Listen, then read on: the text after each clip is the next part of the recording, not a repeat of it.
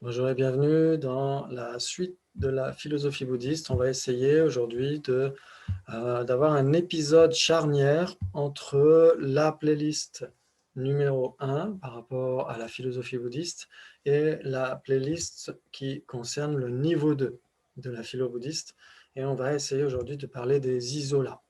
Donc ça va être en lien direct avec ce que nous avions fait pour terminer la playlist précédente. On avait parlé des exclusions, on avait parlé des doubles négations, les négations affirmatives, etc., etc. Et donc ça va être en lien direct en fait. Comment est-ce que notre conscience conceptuelle peut être en lien avec la réalité? Comment est-ce qu'elle fonctionne?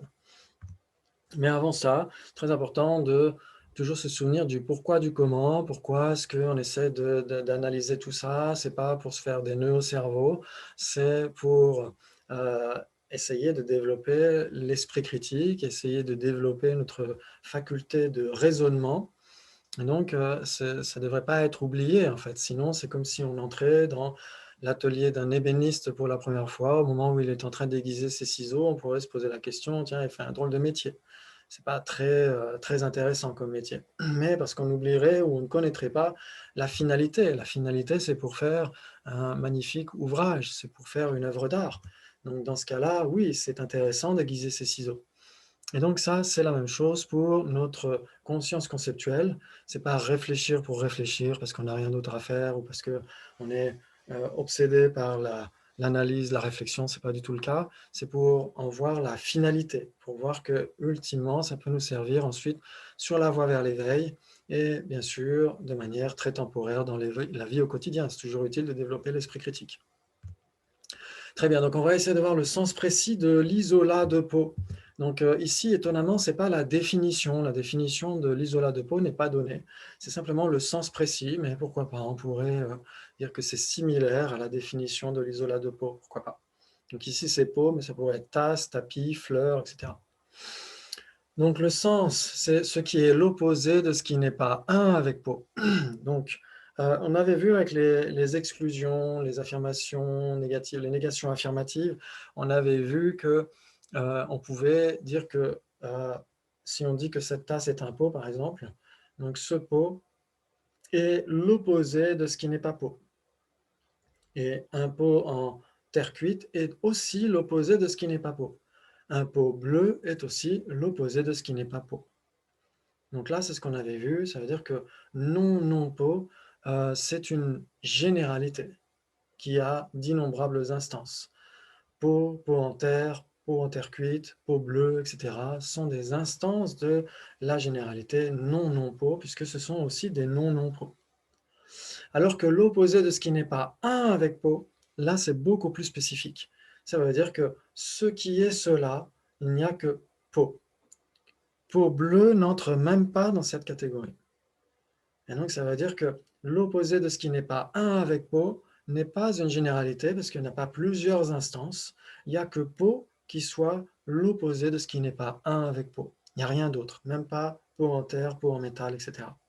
Donc, c'est beaucoup plus spécifique. C'est vraiment l'isolat conceptuel. C'est vraiment le différentiel conceptuel, comme dit Geshe-Dreyfus aussi. Et donc, on a plusieurs façons de parler des isolats. On peut parler de l'auto-isolat, Rangdo en tibétain. On parle aussi de l'isolat général, Chido. Mais les deux sont souvent équivalents. Là, c'est simplement pour vous donner une information supplémentaire, mais ça ne va pas nous être utile dans cet épisode. On a aussi l'isolat illustration. Par exemple, si vous avez peau ici, ça va être l'isolat illustration qui illustre l'auto-isolat ou l'isolat général. Et vous avez l'isola signification, donc souvent ça va être la définition et rien d'autre. La définition de peau, etc.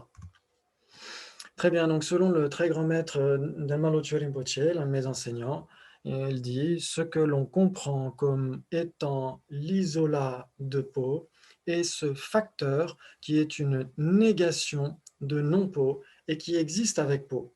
Donc c'est ce qu'on avait vu quand on avait vu le point spécifique fait par Acharya Dharmakirti. Il avait dit que n'importe quelle chose est nécessairement l'exclusion de tout ce qui n'est pas elle. Et donc là c'est similaire. Et on peut bien sûr spécifier par rapport à l'isolat, on peut dire ce facteur qui est une négation de un avec peau. Donc tout ce qui n'est pas un avec peau est exclu en fait. Et donc, et ça doit exister avec Po. Ça veut dire que, comme on l'avait vu, Po ici est nécessairement l'exclusion de tout ce qui n'est pas lui, et même l'exclusion de Po bleu, Po en terre, etc., etc. Et l'exclusion mentale qui rejoint l'exclusion objective spécifiquement caractérisée, c'est aussi l'exclusion de tout ce qui n'est pas Po, cette exclusion mentale. Donc les deux ont une corrélation infaillible. Notre conscience conceptuelle a bien des liens dans la réalité, elle a bien un ancrage dans le réel. Donc ça, c'est ce qu'on voit dans Tibetan Buddhism. Ok, donc maintenant si on prend l'isolat de choses, on va dire de manière similaire, le sens précis de cet isolat de choses, c'est ce qui est l'opposé de ce qui n'est pas un avec chose. L'opposé de ce qui n'est pas un avec chose. Donc ça veut dire que même chose produite, ou chose efficiente, ou chose générale, etc., sont exclus. Ça veut dire que chose produite n'est pas une avec chose. Chose produite est nécessairement différente de chose. Donc ici, on prend simplement chose. C'est ça qui est signifié par l'opposé de ce qui n'est pas un avec chose. Et on a 4 phénomènes coextensifs avec l'isolat de choses. Donc on va voir, ce n'est pas très difficile, il suffit simplement d'être assez attentif. Donc on a un avec chose. Un avec chose correspond à l'opposé de ce qui n'est pas un avec chose. On a aussi chose qui est une avec chose. On a aussi le definiendum de ce qui est capable d'opérer une fonction. Donc, si vous avez suivi la playlist précédente, ce qui est plutôt conseillé ici, normalement, vous savez que le definiendum est défini par une seule définition. Et une définition ne définit qu'un seul definiendum. Et donc ici, le seul definiendum de ce qui est capable d'opérer une fonction, c'est quoi? C'est chose. Et le definiendum lui-même a une définition qu'on prend ici, l'existant imputé triplement qualifié de ce qui est capable d'opérer une fonction. Donc ce qui est capable de faire une fonction, comme on l'a dit, c'est la définition de chose. Et donc chose est un definiendum qui est défini comme étant l'existant imputé triplement qualifié. Donc dans tout l'univers, quel est le seul truc qui soit ce qui est l'existant imputé triplement qualifié de ce qui est capable d'opérer une fonction? C'est chose. Donc ça veut dire que ce sont différentes façons de conceptualiser exactement le même objet. Ça veut dire que ce qui est l'isolat de chose, c'est chose, et ce qui est un avec chose, c'est chose, ce qui est chose qui est une avec chose, c'est chose, ce qui est le definiendum de ce qui est capable d'opérer une fonction, c'est toujours chose, et ce qui est l'existant imputé triplement qualifié de ce qui est capable d'opérer une fonction, c'est aussi chose. Très bien. Donc chacun des 4 est équivalent avec l'isolat de choses. Donc ça veut dire qu'il y a une équivalence. Ça veut dire que si c'est l'un, c'est nécessairement l'autre. Si c'est l'un des 4, c'est nécessairement, ça renvoie nécessairement à l'isolat de choses. Et inversement. Mais aucun des 4 n'est équivalent avec chose. Donc ça, c'est très important. Un avec chose n'est pas équivalent avec chose. Et chose n'est donc pas équivalente avec un avec chose. Donc ça, on le verra dans les petits débats qu'on aura à la fin de cet épisode, mais simplement pour essayer d'avoir une idée générale ici. Donc on a une méthode pour établir un phénomène comme coextensif avec un isolat. Donc on va prendre un sujet, le sujet 1 avec chose. 1 avec chose est coextensif avec l'isolat de chose, car 1, c'est différent de l'isolat de chose. 2, tout ce qui est cela est nécessairement l'isolat de chose. Et tout ce qui est l'isolat de chose est nécessairement cela. Très bien. Donc je crois qu'on pourrait même dire dans le point 2, tout ce qui est cela est nécessairement ce qui est l'isolat de chose. On devrait même certainement dire cela. Mais ça, ce serait peut-être à débattre. C'est pas grave. Chacun des 4 est équivalent avec l'isolat de chose, comme on l'a dit, 1 avec chose, chose qui est une avec chose. Il y avait le définiendum de ce qui est capable d'opérer une fonction, et puis l'existant triplement qualifié de ce qui est capable d'opérer une fonction. Donc ça, c'est pareil. Ça veut dire que chacun des quatre est équivalent avec l'isolat de choses, mais aucun n'est équivalent avec chose, comme on l'a dit. Aussi, l'isolat de chose n'est pas l'isolat de chose. Un avec chose n'est pas un avec chose. Donc ça, c'est intéressant. Donc l'isolat de chose n'est pas l'isolat de chose. Pourquoi? Parce que qu'est-ce qui est le seul truc dans l'univers qui puisse être l'isolat de chose? C'est chose. Et donc, chose, c'est ce qui est conceptuellement isolé. Et donc, ce qui est conceptuellement isolé, c'est chose. Ce n'est pas isolat de chose. L'isolat de chose n'est pas l'isolat de chose. De la même façon, un avec chose n'est pas un avec chose. Pourquoi? Parce que qu'est-ce qui est dans l'univers, le seul truc qui soit un avec chose, c'est pas un avec chose, c'est chose. Donc un avec chose n'est pas un avec chose parce que un avec chose est différent de chose. Et ça, c'est intéressant. Donc ensuite, pourquoi un phénomène coextensif avec l'isolat de chose n'est-il pas équivalent avec l'isolat de chose? Chose et l'isolat de chose. Donc ça, on l'a dit. Chose et l'isolat de chose. Pourquoi? Parce que c'est la seule chose qui soit conceptuellement isolée. C'est chose. Car chose est une avec chose. Donc on est d'accord. Dans l'univers, le seul truc qui soit un avec chose, c'est chose. Mais l'isolat de chose n'est pas chose ou n'est pas une chose, car il est permanent. Donc c'est ça qui est intéressant. L'isolat de chose est permanent. Mais ce qui est l'isolat de chose, c'est quoi? C'est chose. Chose est nécessairement l'isolat de chose. Donc si vous vous souvenez, dans la playlist précédente, on avait vu quelque chose d'assez similaire. On avait vu que la généralité existence est permanent. Existant est nécessairement permanent. Mais si c'est un existant, ce qui est existant n'est pas nécessairement permanent. Une tasse est un existant, mais n'est pas permanente. Donc là, c'est pareil. L'isolat de chose est permanent. Pourquoi? Parce que c'est l'isolat conceptuel. Ça veut dire qu'on exclut tout ce qui n'est pas un avec chose. Et donc, on a nécessairement besoin de la conscience conceptuelle parce que un est permanent, un avec chose est permanent, la négation de un avec chose est aussi permanente. Donc, on peut dire que dès l'instant où on a une distinction conceptuelle, ça entre dans l'univers de la conceptualisation et donc c'est nécessairement dans l'univers des phénomènes permanents. Donc ça, on est toujours bien sûr dans le contexte des Sautrantika qui suivent le raisonnement. Très bien. Et donc, ce qu'on voit ici dans Debate in Tibetan Buddhism, on peut dire aussi que l'isolat de choses est coextensif et équivalent avec un avec chose.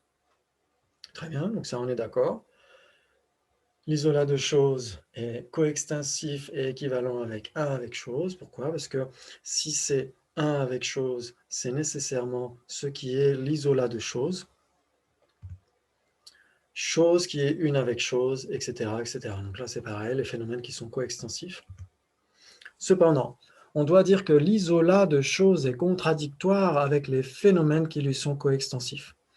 Donc là, c'est la même règle qui prévalait quand on parlait de existant et ce qui est existant. C'est-à-dire qu'on ne peut pas dire que existant soit impermanent, ce n'est pas possible. Mais on peut dire que des existants sont impermanents. Donc là, c'est similaire. Quand on dit les phénomènes qui sont coextensifs avec l'isolat de choses, dans ce cas-là, c'est contradictoire avec l'isolat de choses. Mais si on parle de un avec chose, à ce moment-là, ce n'est pas contradictoire avec l'isolat de choses, parce que un avec chose est équivalent avec l'isolat de choses. Ensuite, tout ce qui est l'isolat de choses n'est nécessairement pas un phénomène coextensif avec l'isolat de choses. Donc pourquoi? Parce que tout ce qui est l'isolat de choses, c'est quoi dans l'univers? C'est chose. Et donc chose n'est nécessairement pas un phénomène coextensif avec l'isolat de choses, parce qu'un phénomène coextensif avec l'isolat de choses, c'est une distinction conceptuelle et c'est nécessairement permanent.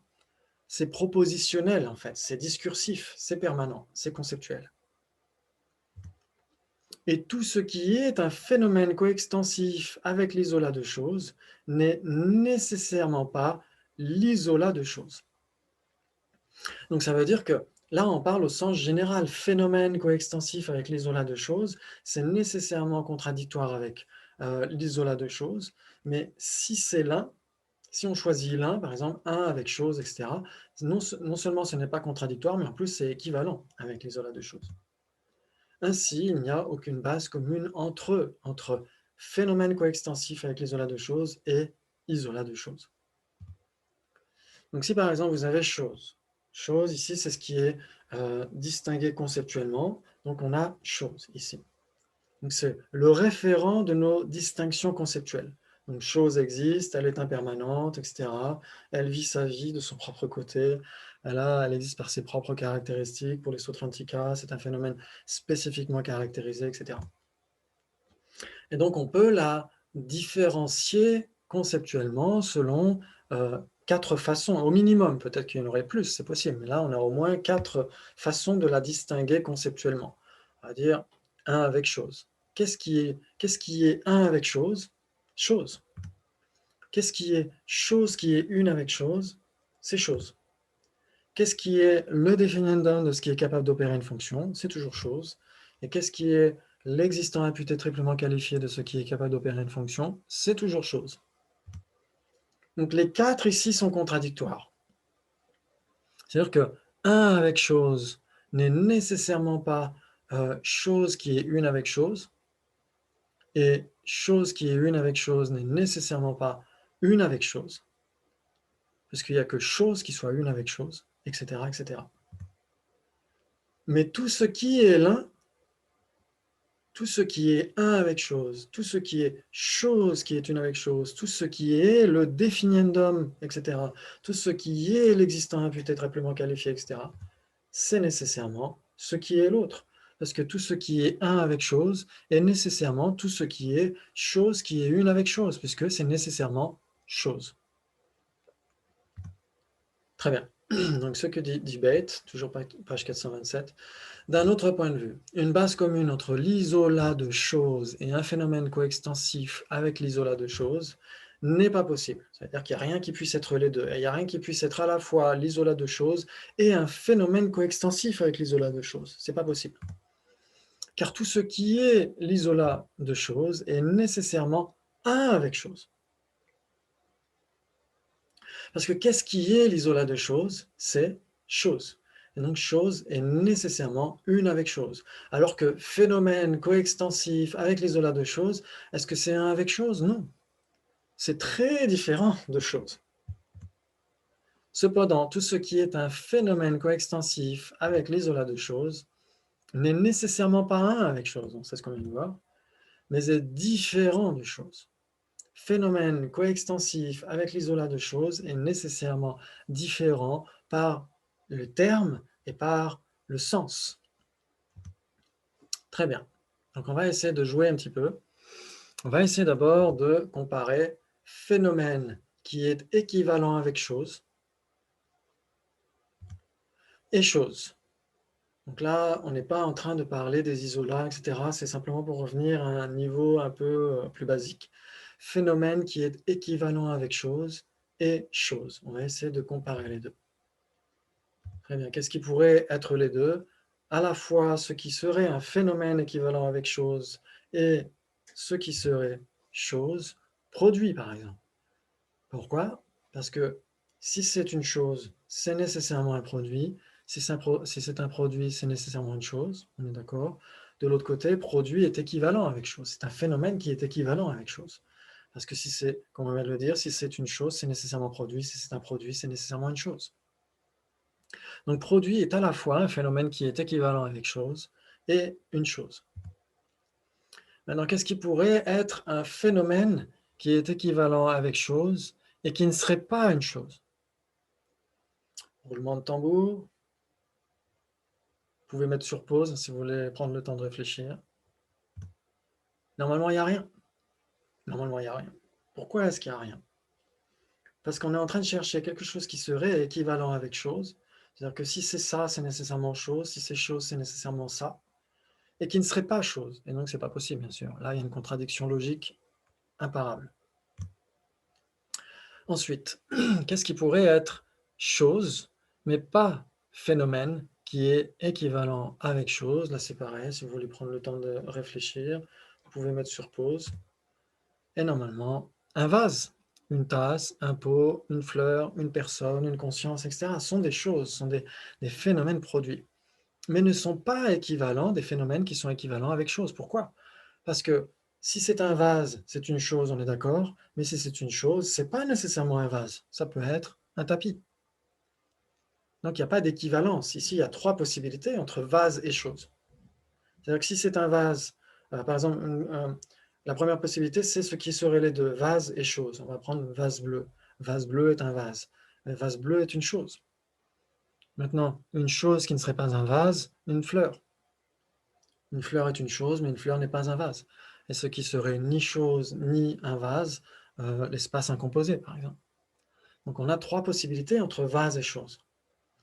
Donc ça veut dire que vase est bien une chose, mais n'est pas équivalent avec chose, n'est pas un phénomène qui est équivalent avec chose. Et maintenant, qu'est-ce qu'on aurait comme n'étant ni un phénomène équivalent avec chose, ni chose? Vous pouvez prendre permanent. Et donc, on a trois possibilités entre phénomène équivalent avec chose et chose. Très bien, donc maintenant, si on revient à l'isolat, chacun des quatre phénomènes coextensifs avec l'isolat de chose est équivalent avec l'isolat de chose et équivalent avec les autres parmi ces quatre. Très bien. Donc, 1 avec chose est équivalent avec l'isolat de chose, mais 1 avec chose, bien sûr, n'est pas ce qui est l'isolat de chose, puisque ce qui est l'isolat de chose, c'est chose. Et 1 avec chose n'est pas chose. Par contre, ce qui est 1 avec chose est nécessairement chose. Donc ça, c'est intéressant de le remarquer, puisque ça fonctionne comme ça, en fait. Notre conscience conceptuelle fonctionne comme ça. La nature est extrêmement logique aussi. Donc ça veut dire que, par exemple, si on prend tasse, tasse est une, mais si c'est tasse, c'est pas nécessairement un. Si c'est tasse, ça peut être multiple, ça peut être divers. Tasse, tasse en métal, tasse en terre sont tasses, ou sont des tasses, mais ne sont pas une. Donc tasse est une, mais si c'est tasse, c'est pas nécessairement un. Donc c'est ça qu'il faut essayer de voir ici. Un avec chose n'est nécessairement pas chose, mais si c'est un avec chose, c'est nécessairement chose. Et vous pouvez bien sûr l'appliquer à tout le reste. Mais le groupe de ces phénomènes coextensifs avec l'isolat de choses est contradictoire avec l'isolat de choses. Donc ça veut dire le groupe, l'ensemble, quand on dit phénomène coextensif avec l'isolat de choses, c'est nécessairement contradictoire avec l'isolat de choses. Par contre, ce qui est, par exemple, un avec chose, chose qui est une avec chose, etc., si on les prend un par un, ça fonctionne. Très bien, donc maintenant on va essayer de comparer phénomène coextensif avec l'isolat de choses et choses. Très bien. Donc, est-ce qu'on pourrait avoir ce qui est les deux, ce qui serait à la fois un phénomène coextensif avec l'isolat de choses et ce qui serait chose? Vous avez, parmi les quatre, c'est le seul ici. Chose qui est une avec chose. Est-ce que chose qui est une avec chose est chose? Oui. Si par exemple on dit, est-ce que tasse qui est fabriquée à l'usine, est-ce que tasse qui est fabriquée à l'usine est tasse? Oui, c'est une tasse. Donc, chose qui est une avec chose, eh bien, chose. Et comme on l'a vu, parmi les quatre, chose qui est une avec chose est l'un des phénomènes coextensifs avec l'isolat de chose. C'est le numéro 2 ici. Donc, phénomène coextensif avec l'isolat de chose et chose, ce qui serait les deux, on a uniquement le numéro 2. Chose qui est une avec chose. Ce qui serait ensuite phénomène coextensif avec l'isolat de choses, mais qui ne serait pas une chose, il faut prendre l'un des trois autres, puisqu'il y a que, ici parmi les quatre, il n'y a que chose qui est une avec chose qui est une chose. Parce que comme on l'a dit, c'est chose qui est une avec chose, donc c'est chose. Par contre, les trois autres sont nécessairement permanents. Donc, vous pouvez prendre 1 avec chose. 1 avec chose est permanent, pourquoi? Parce que 1 est permanent. 1 est permanent. Différent est permanent. Donc, si on a 1 avec chose, c'est permanent puisque 1 est permanent. Et si on avait différent de choses, ce serait nécessairement permanent aussi. Mais ce qui est 1 avec chose n'est pas nécessairement permanent. D'ailleurs, n'est nécessairement pas permanent, puisqu'il y a uniquement chose qui soit une avec chose. Et chose est nécessairement pas permanente puisqu'elle est impermanente. Et donc, si au contraire on prenait différent de choses est bien permanent, mais si c'est différent de choses, ça peut aussi bien être permanent qu'impermanent. Par exemple, chose en terre, eh bien, pardon, tasse, tasse en terre cuite est bien différente de chose et elle est impermanente. Alors que espace incomposé est aussi différent de chose et pourtant il est permanent, lui. Donc ça qui est intéressant là, c'est bien de faire la distinction entre la formulation, qu'est-ce qu'on est en train d'évoquer? Est-ce qu'on est en train d'évoquer un avec chose ou ce qui est un avec chose? Là, on est en train de parler de un avec chose. Un avec chose est permanent. Et donc, c'est nécessairement pas chose, puisque chose est nécessairement impermanente. Ensuite, qu'est-ce qu'on aurait comme n'étant pas un phénomène coextensif avec l'isolat de chose, mais qui serait chose? Bah là, il y a beaucoup de choix. Vous pouvez prendre chose, bien sûr, mais vous pouvez prendre aussi fleurs, tasse, etc. Vous pouvez prendre beaucoup de phénomènes impermanents qui ne sont pas ce qui renvoie au phénomène coextensif avec l'isolat de chose. Donc ici, chose, ça va très bien. Vous pouvez prendre produit, par exemple. Et ce qui ne serait ni un phénomène coextensif avec l'isolat de choses, ni une chose, à ce moment-là, vous pouvez prendre permanent.